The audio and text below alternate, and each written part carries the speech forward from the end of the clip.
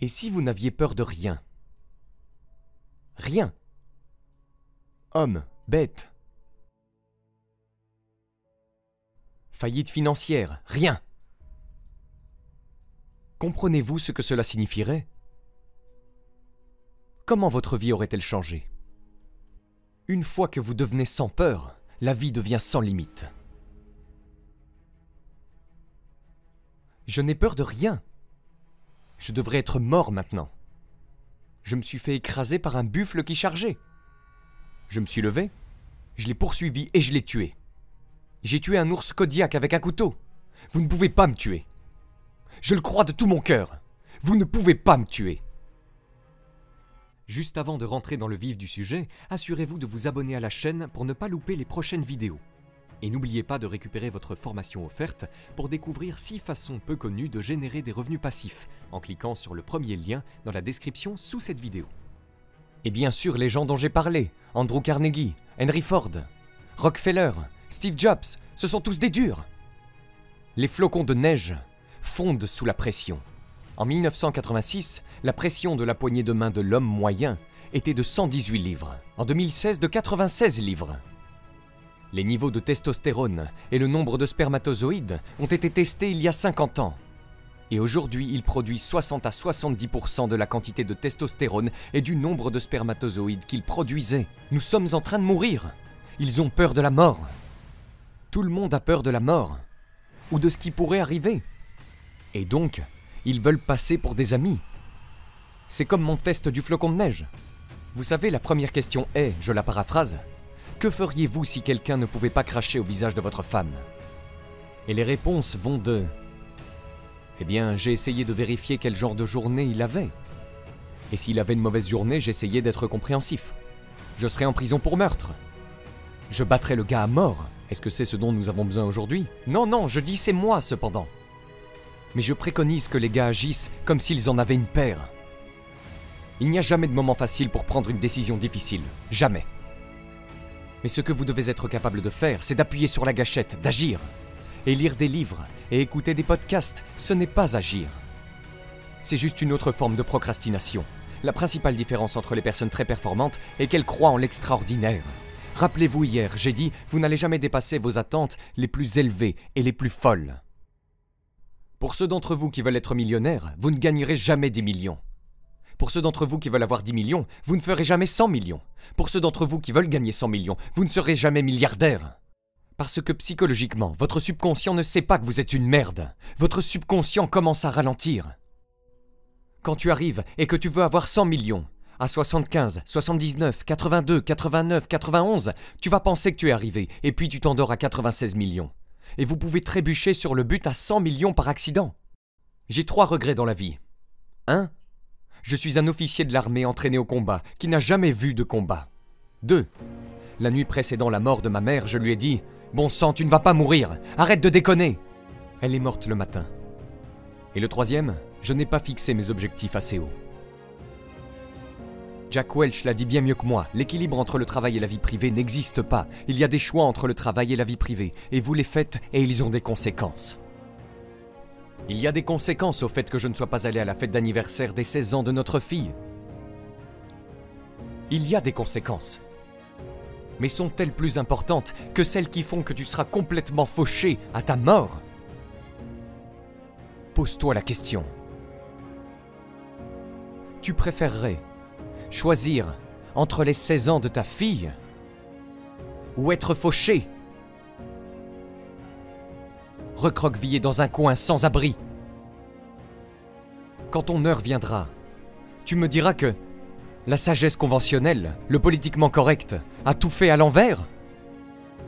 Tu es une mauvaise personne parce que tu as manqué son anniversaire, n'est-ce pas? Tu es une mauvaise personne parce que tu as fêté Noël en janvier. C'est ça? Des chevaux de merde. Et ceux qui vous accusent de cette manière sont eux-mêmes pauvres. Ensuite, vous devez passer par vos amis. Montrez-moi vos amis et je vous montrerai votre avenir. D'accord? Tu traînes au club, en rôtant et en pétant. Ces gens qui vont dans les bars sportifs, ce sont tes amis. Ensuite, il y a juste ce pessimiste général. Et puis, il y a ta propre culpabilité. Est-ce que je mérite d'être riche au-delà de toute mesure? Et puis il y a la peur, les fausses attentes qui semblent réelles. Et puis il y a cette société ordinaire qui veut vous maintenir à terre. Étrange époque que celle dans laquelle nous vivons, où l'on enseigne des faussetés à l'école aux vieux et aux jeunes. Et la personne qui dit la vérité est traitée de fou et d'idiot. Mais John Lennon l'a dit un peu différemment. Être honnête ne vous apportera peut-être pas beaucoup d'amis, mais vous obtiendrez toujours les bons.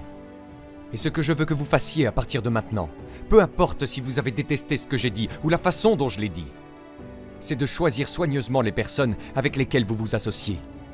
Warren, à l'époque où il envoyait des tweets, Buffett a dit « Vous continuerez à souffrir si vous avez une réaction émotionnelle à tout ce qui vous est dit. Le vrai pouvoir est de s'asseoir et d'observer les choses avec logique. Et le pouvoir, c'est la retenue. Le vrai pouvoir, c'est la retenue. Si les mots vous contrôlent, cela signifie que tout le monde peut vous contrôler. Respirez et laissez passer les choses.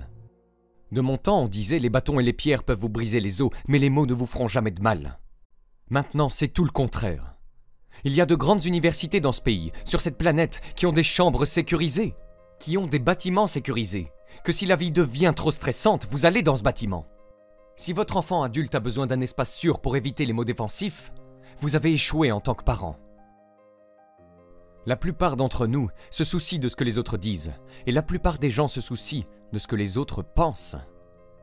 Et si vous pouvez réduire ce bagage émotionnel, ne serait-ce qu'un peu, vous n'avez aucune idée de la liberté que vous aurez et de ce que vous pourrez accomplir de plus dans votre vie. La plupart des gens ont juste de mauvaises habitudes. Et vous savez, j'ai ces mêmes habitudes depuis environ 50 ans maintenant. Quand je me sens dégonflé, je dis simplement « Qu'est-ce qui ne va pas chez toi ?» Allez! Et je sors et je le fais. Et je sais que si je n'avais pas pris ces habitudes, il y a 20 ou 30 ans, vous savez, à 70 ans, je ne serais certainement pas en train de le faire. Je veux dire, les bonnes habitudes sont difficiles à trouver, mais ce qui est encore plus difficile à trouver, ce sont les gens qui ont de bonnes habitudes et que vous pouvez côtoyer. Machiavel a dit « Un dirigeant est jugé par ceux dont il s'entoure ». Si je devais décider du genre de personne que vous êtes, ou que vous êtes par les personnes dont vous êtes le plus proche, que penserais-je de vous? Comment est-ce que je te jugerais? Donc les gens ne passent pas assez de temps à sélectionner leur groupe de pairs, même s'ils ont les bonnes habitudes et ça ne suffit pas. Ouais, parce qu'ils vont par défaut. Ok. Quelles sont tes autres bonnes habitudes pour être performant? Je ne donne jamais d'approbation tacite, mais je fais tout pour m'assurer que si j'entends des conneries, je leur dis que ce sont des conneries. Ça vous permet de rester avec les bonnes personnes, c'est votre message fort et clair. Correct. Très bien, pas d'approbation tacite, bien. Donne-moi deux autres. La règle du coucher de soleil de Sam Walton. Ça veut dire qu'avant de quitter le bureau chaque jour, il répondait à tout ce qui était sur son bureau, à tous les messages qui arrivaient. Donc je vide mon bureau tous les jours. Très bien, donc surcommuniquer et les autres devraient le faire aussi. La chose qui manque à la plupart d'entre vous est la gestion du temps. Vous savez, le système de rapport que j'utilise est le système de rapport que j'utilisais en tant que jeune officier à l'OTAN. Et c'est en gros, qu'allez-vous faire? Quels sont vos objectifs pour la journée? Qu'avez-vous accompli hier et quels sont les défis à relever? Et puis la semaine suivante, quand vous dites ce que vous avez accompli, si ce que vous avez accompli n'a pas de rapport avec les objectifs que vous aviez fixés pour la semaine, alors il y a un décalage. Eh bien, si vous avez dit que vous alliez faire ça le lundi, et puis la semaine suivante vous ne l'avez pas fait, non seulement vous ne l'avez pas fait le lundi, mais vous ne l'avez pas fait de toute la semaine. Et vous savez, les défis arrivent, les dodanes, j'appelle ça des dodanes. Vous vous êtes cassé la jambe, vous avez fait ceci, vous avez fait cela. Pour moi, ce ne sont pas des dodanes. Quand je me suis présenté à mon rendez-vous avec Klaus Kleinfeld, dans un fauteuil roulant avec une perfusion, eh bien, j'étais presque mort 3 jours auparavant. Je veux dire, c'est ça l'engagement. Les enfants, vous n'êtes pas programmés pour le succès, mais de temps en temps, il y a des enfants qui ont été programmés. C'est le petit Tiger Woods, à 3 ans, à la télévision, qui montre comment frapper une balle de golf. Les sœurs Williams ont été programmées pour le succès depuis qu'elles sont petites. J'ai été programmé par accident. Qu'avez-vous fait pour programmer vos enfants pour le succès? Mon père n'avait qu'un seul objectif pour moi en grandissant, me garder en vie, jusqu'à ce que j'atteigne l'âge de raison. Ma mère a donc passé toute sa vie à essayer de faire de moi ce qu'elle n'était pas.